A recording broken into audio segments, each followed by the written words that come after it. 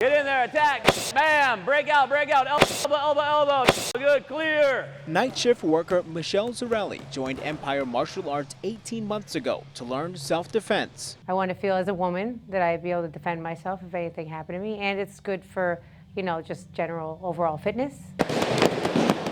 Since then, she's graduated to the advanced class with Teresa Zelensky, where they simulate real-life attacks. If you know anything and have some training, that actually could mean the difference of saving your life and going home safely. There are more than 150 students who train at Empire Martial Arts.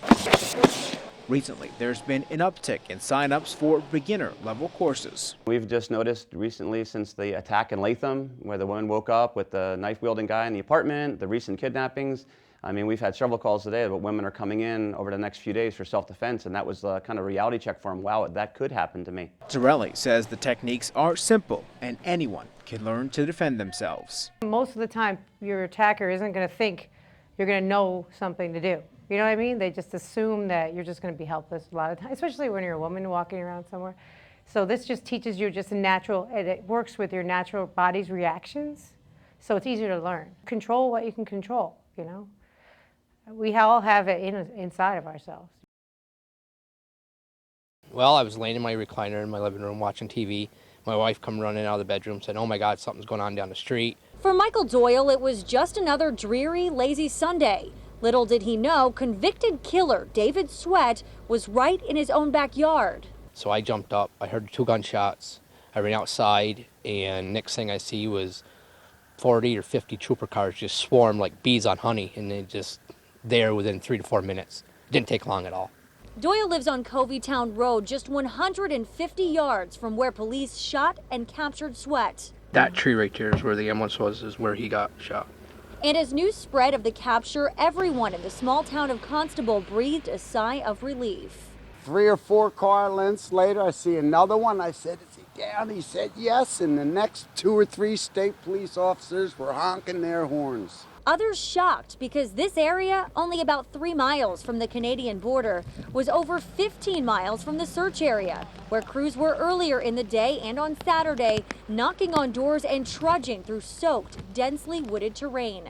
I'm a little more unnerved, I guess I would say, now that the real information is coming out, because it turns out maybe my family wasn't safe and we were told that we were. Rachel Heath first spotted the scarves on trees like this one a few days ago. I think maybe they was thinking nature was a little too cold. But a closer look tied to the fabric is a small message. It's nice to know that the thought was wrong. Saying, "Take me.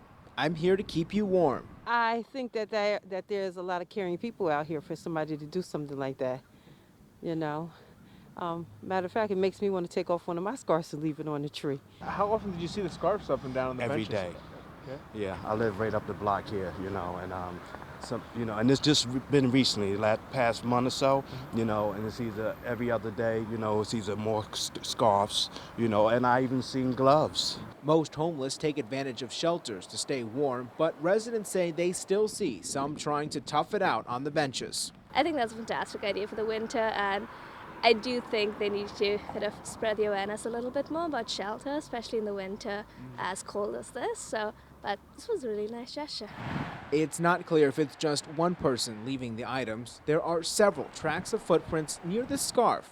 Perhaps it's one person inspiring others to get involved. Who do you think might be behind this? I have no clue, but whoever it is, well done them for trying to do something nice in the winter. Maybe that's what we need to do, is spy out and see if we can spot somebody who's putting them out. But you know what? It's a good thing. I wish I had thought about it. I would like to have my name attached to that.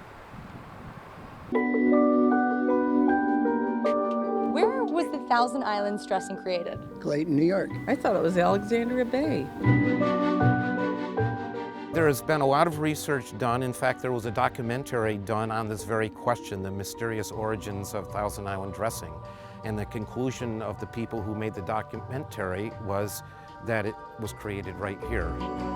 Brad Minnick is one of the current Thousand Islands Inn owners. Minnick says the dressing started with a popular fishing guide named George Lalonde Jr. George would serve a different unusual salad dressing to his fishing parties as part of their shore dinners.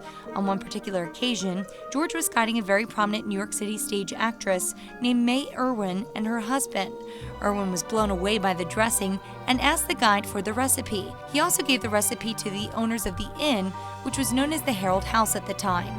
He wanted to make sure Irwin and her husband would be able to enjoy a variety of salad dressings during their stay. Irwin ended up going home to New York City and passing the recipe off to George Bolt.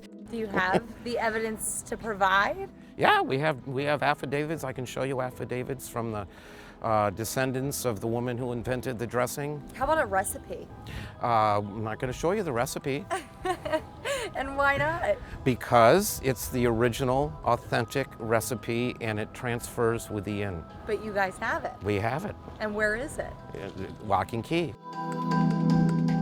But if you ask locals across the bay in Alexandria, it was George Bolt's chef who created the dressing. We contend that it was first developed by George Bolt's chef while cruising on the St. Lawrence River in one of his steam yachts. They so much liked it that they continued to have it served and put it on the menus at the Bellevue, Stratford in Philadelphia, and of course the Waldorf Astoria in New York City.